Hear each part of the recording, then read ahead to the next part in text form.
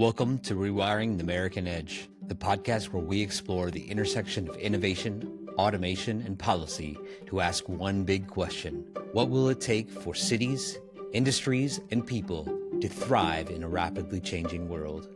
I'm Billy Riggs, urban planner, researcher, and technologist. And with my co-host, Vipul Vyas, we talk with global thinkers, policy leaders, entrepreneurs, and many more to explore how to build more competitive, inclusive, and resilient economies in the U.S. and around the world. Join us.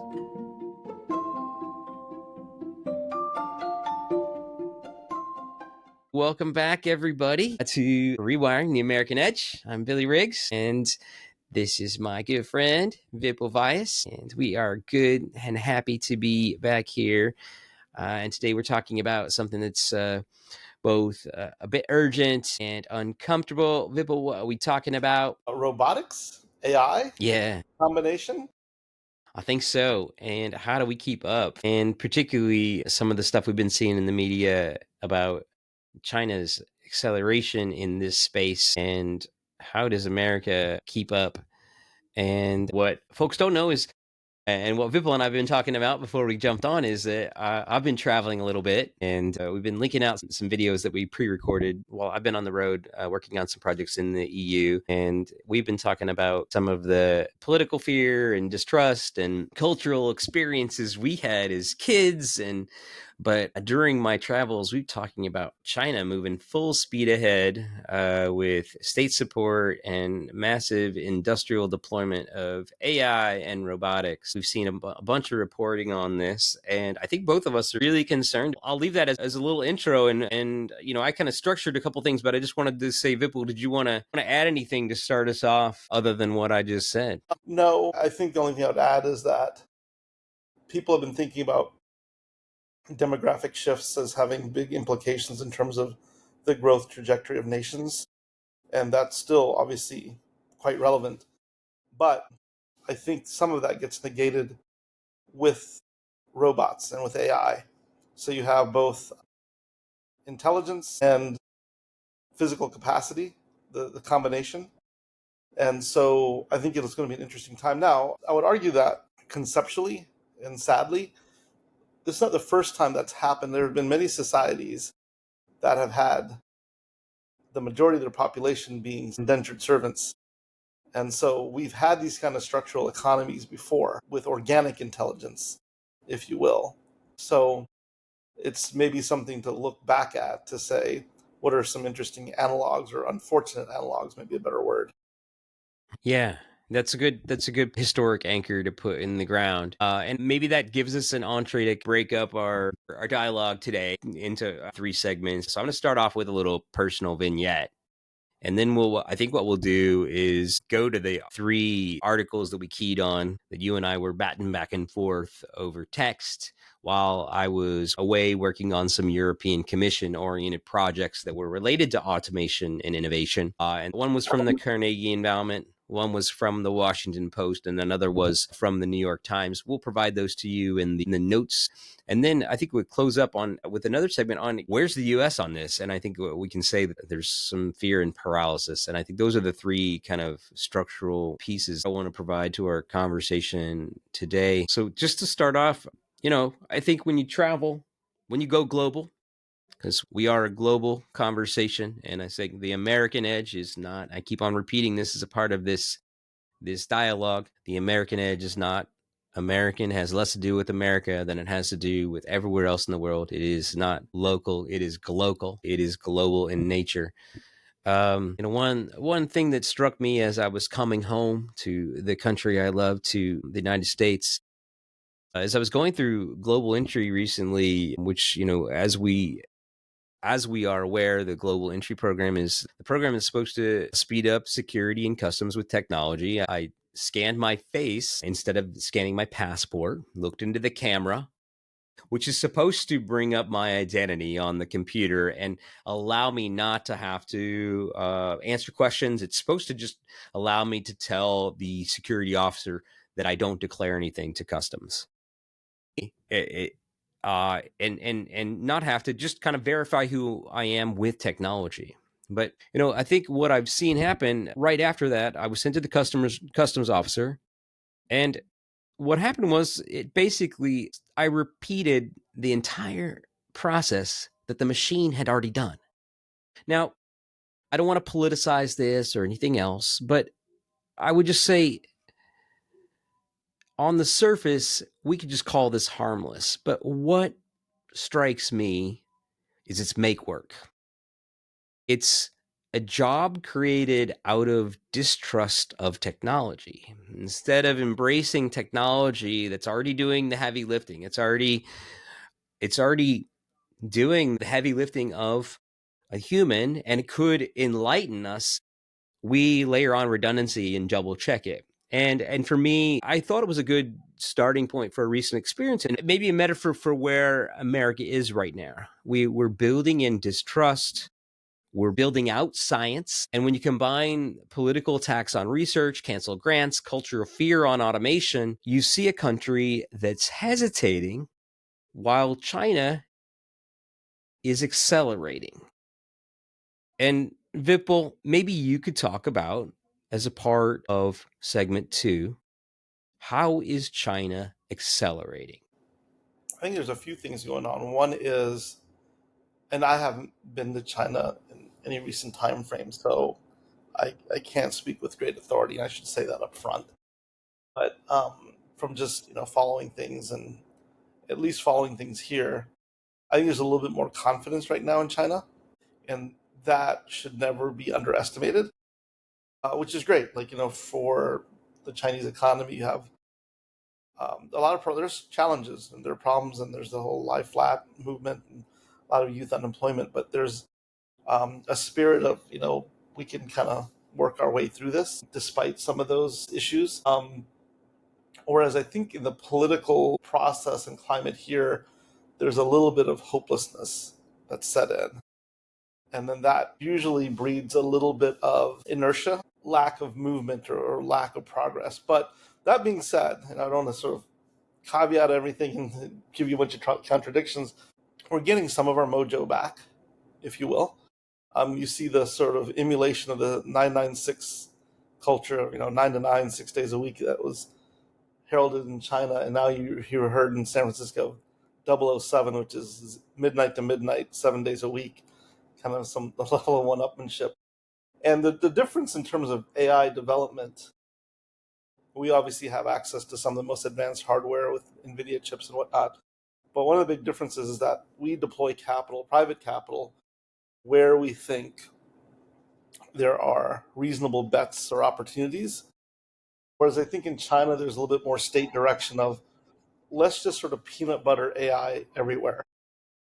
In the US, you have a lot of specialized development around AI optimized for certain very specific problems that make sense to try to tackle because there's a return there, there's a significant issue that needs to be addressed. So you get capital deployed in ways that are focused. Whereas I think in China, you don't have the same mechanisms to determine where those bets should be placed and how much of a bet should be placed. And so what you get instead is a sense that this is important, and I'm going to just put a lot of chips down everywhere. And that's sort of what a little bit you would know more about this about the EV market. The Chinese knew they needed to do something, and they made lots of subsidized bets. And now you have all this ground cover, if you will, that's come up and now choking itself off. There's too much competition and too much capacity and whatnot. So what the Chinese, long story short, are doing is actually implementing AI in everything and everywhere. So from the traffic cop AI robot to the hotel reservation or receptionist to um, drones that deliver your food, it's just ubiquitous. Yeah, and I think that's a Yeah, good point. It's just that the Carnegie piece references 90% of its economy is on track to integrate AI, and the question is whether or not that's sustainable. And but I think the counterpoint is whether or not it is sustainable. It signals a total commitment they're all to in. They're all in. a transition, right? Yes, they are all in. But the other thing is that they're all in on robotics. And I think that's where, I think if you combine robotics and AI, this is where it really could become a sustainable pathway to a different position on what is work. And that's where, at the same time, we saw this Carnegie endowment piece came out. I sent you this piece from the New York Times that says that Chinese factories are now leading the world in robotics, and in some industries, up to 90% of production lines are automated. Yeah, it's these dark factories. And so you start thinking about that, and are we even close to that? And I think we have to really get serious about reshaping the norms for how we're thinking about, are we going to continue to think about these incremental strategic and investment uses, and maybe we should start really thinking about more blanket oriented. And I think we've brought this up a couple times in our dialogues, is that maybe we need a strategic government goal. Maybe we need, and we've said, is there a strategic government US strategy for AI? Is there a US strategy for robotics? And I don't know the answer.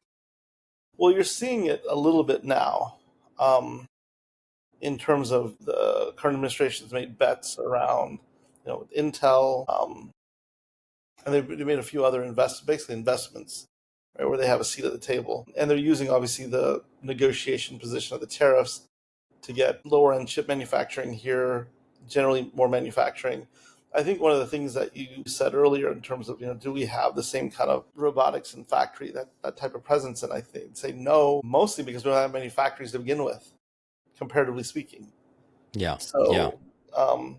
So, what the Chinese have done is said, look, we can have high, increasingly valuable, increasingly well compensated labor and still have relatively cheap manufacturing.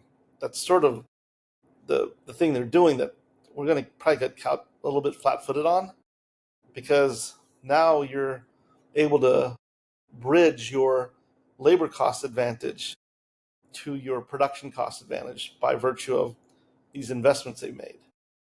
Yeah. It's pretty smart, right? And so, how do you interject yourself in there?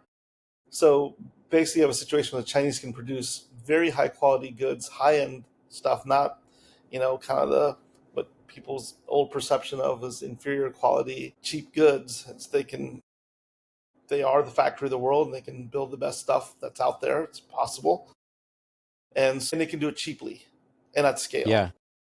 I mean, what we invent is often perfected and scaled in China. Like, look at just speaking of robots, let's talk about the most simple robot that many of us interact with or have interacted with, if we're going to, and that's a Roomba.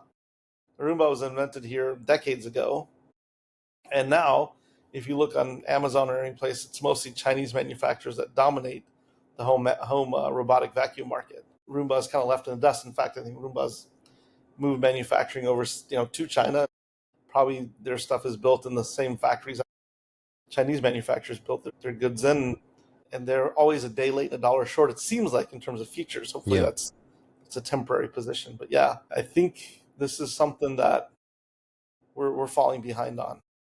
Yeah, but also, Bipple, you sent me something really cool happening in LA and also in your work world, because I don't think folks know that Bipple has a background in LLMs, but also in speech recognition. And there's a lot of language recognition stuff happening in the city world. And our friend Matt Mahan has launched an AI initiative to improve language access at city council meetings in San Jose.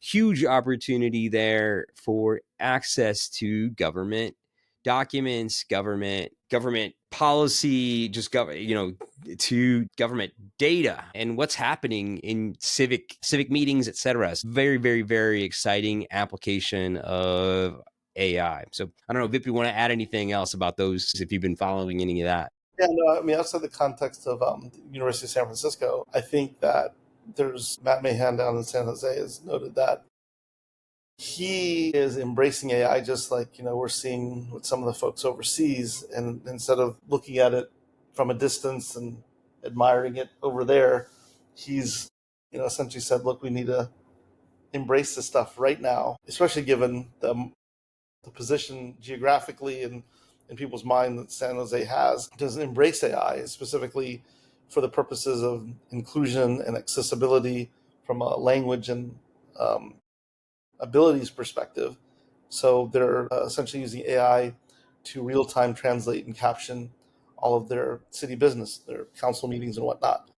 And so what that's enabled them to do, is he's remarked in a variety of public appearances and statements he's made, is that it's increased the city's engagement with its Hispanic population by 30%, which is notable. So that the city is more relevant to more people and more accessible to more people. And this is where you're seeing like that whole notion of abundance in AI, because AI is making a lot of things that used to be hard a lot easier. Yeah. Well, say I'm gonna role play here for a second, Vipul. I'm gonna play a different role. What if I'm on the right and I say that we are a country that is English speaking, and we should not be doing that. We should not be catering to this. This is not appropriate spend of taxpayer dollars. And what about this kind of mentality where the increase of multilingual access just feeds the fear of people that are afraid of immigrants who will take jobs, people who are afraid of that people that look different from them are somehow more likely to commit crimes. All of that is irrational. It is not real. But those are tropes that are put forward by some people in our country that are perpetuated. And some people make sophisticated debates about them, and or rhetorical debates about them. And so how do you when we have cultural distrust that runs so deep, how do you counter that in our political environment where fear and paralysis is so pervasive? And I think my worry is that AI may be many times equated with job loss, for example, rather than productivity. And then so what happens when we end up with people that want to slow down this progress, as opposed to people that want us to compete on a global scale with our peers in China? I think you said one of the key words was just distrust. And I think anytime that you make institutions, organizations more accessible and understandable and relatable to people, the better off you are. I think the US didn't really have an official language until March of this year, I believe. And that's because it conceptually, I think, wanted to just promote fluidity, adaptability, non-entrenchment to anything specific that's historically rooted. The U.S. is meant to be highly adaptable, whether that's with language or not. I think that's more just the theoretical kind of thinking around why that was the case.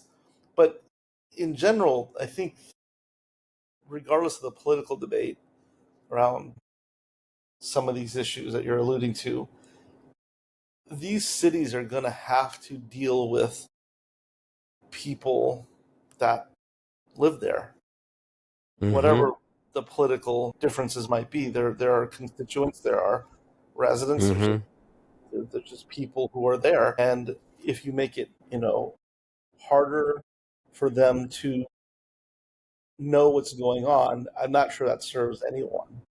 And Yeah. so I think the other aspect of it is beyond that one dimension of the capability that you're opening up. It's really the notion of how can the city be more efficient and better at serving its constituents, its stakeholders. And this is just an example of AI is addressing that pretty squarely.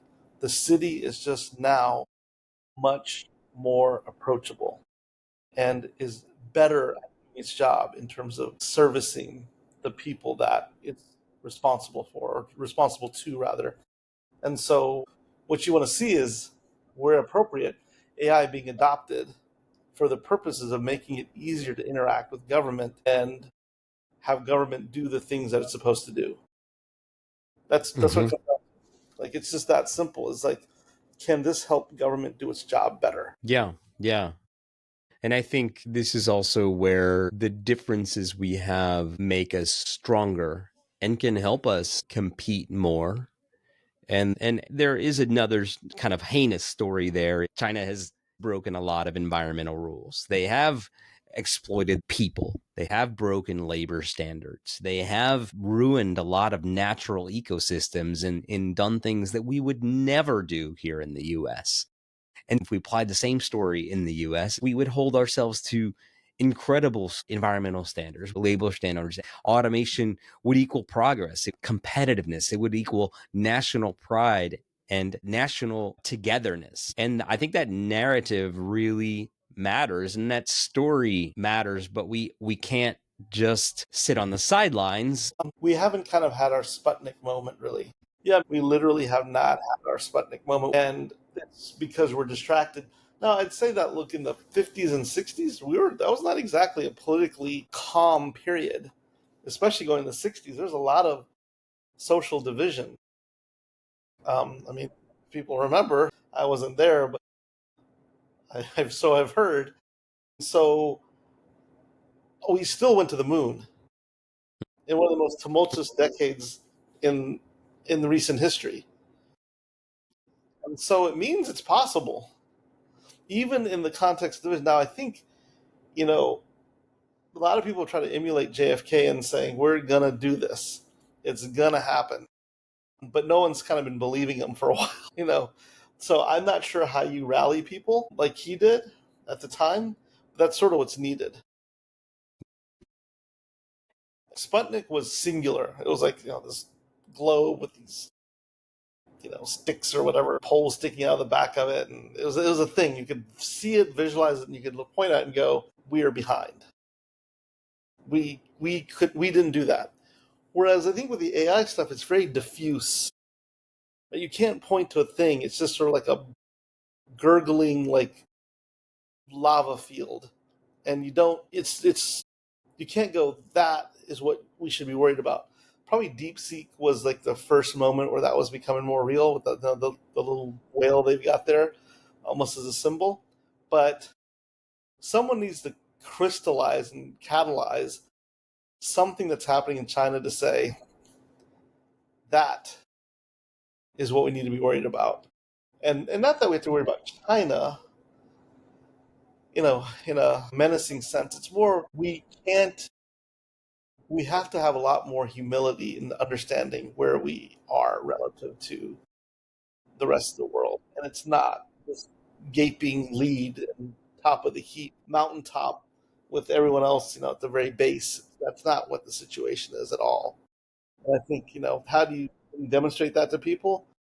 I don't know, because I think most people's impression of what some of the first tier Chinese cities are is very different from what they really are, which is really advanced. Totally. And I think this is where we haven't had this moment. And it's important that we acknowledge the industries where China is poised to overtake us. And I keep on saying in a number of my talks, and I think people know that a lot of my work is in this autonomous vehicle space. And like, I am very afraid, for example, in my own research, that we are overestimating and being extremely overconfident of our American expertise in this space where we are excellent. We have some of the best global companies in autonomous vehicle space. And I am extremely worried that we are going to get blindsided by Chinese technology, because I believe there's likely better technology in China that we aren't even aware of. And it's because we don't have access to it.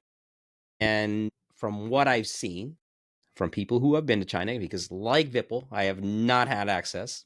I have not been able to travel, but I have seen video. I have talked to people who have been there.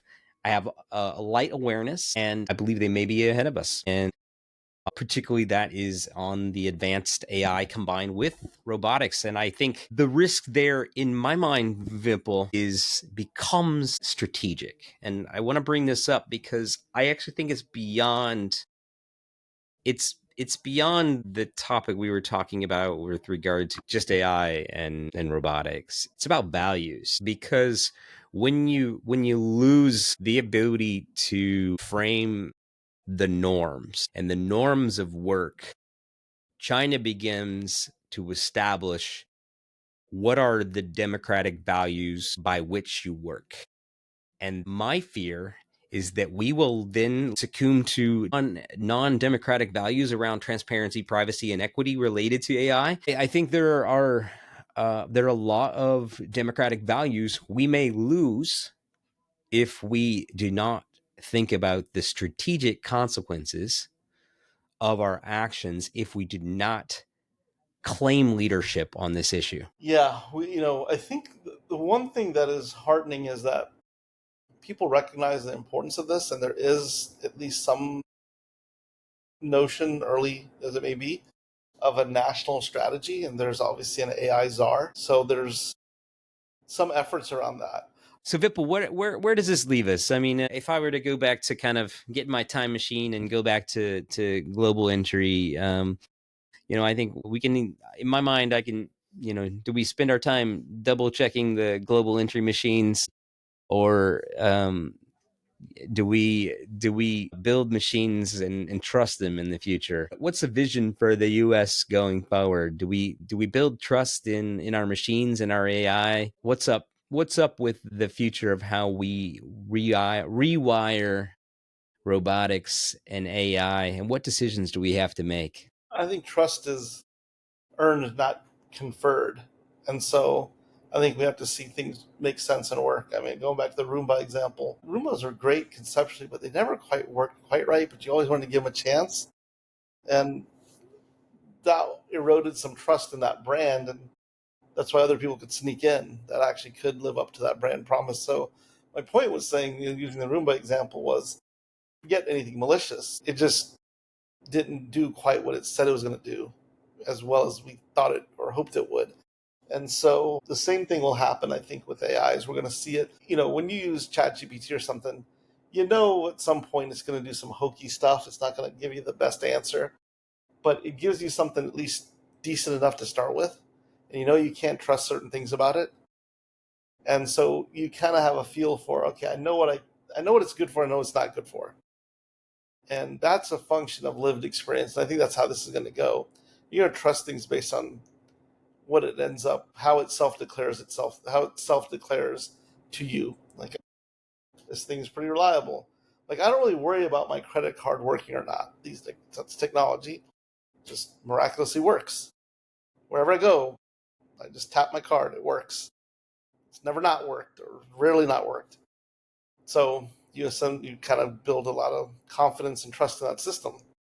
I think the same thing's going to happen slowly, with autonomous vehicles, with drones, with all sorts of technology in our lives. It's like we're going to feel it, live it, see it, and then we're either going to start to believe in it or not. Lots we can talk about there. And I think the key word there is building trust. And I feel like I've been saying that a lot recently.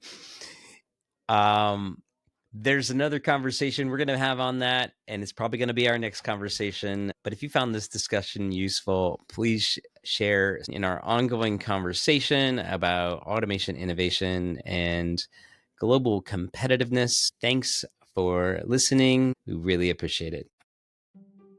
This has been Rewiring the American Edge, global conversations on innovation, automation, and the future of competitive cities.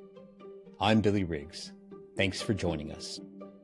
Our series is sponsored by the University of San Francisco Automation and Innovation Fund. If you're interested in supporting our students or work, reach out via email. Also, please connect with us on social media or LinkedIn. We would love to hear from you. Until then, all the best.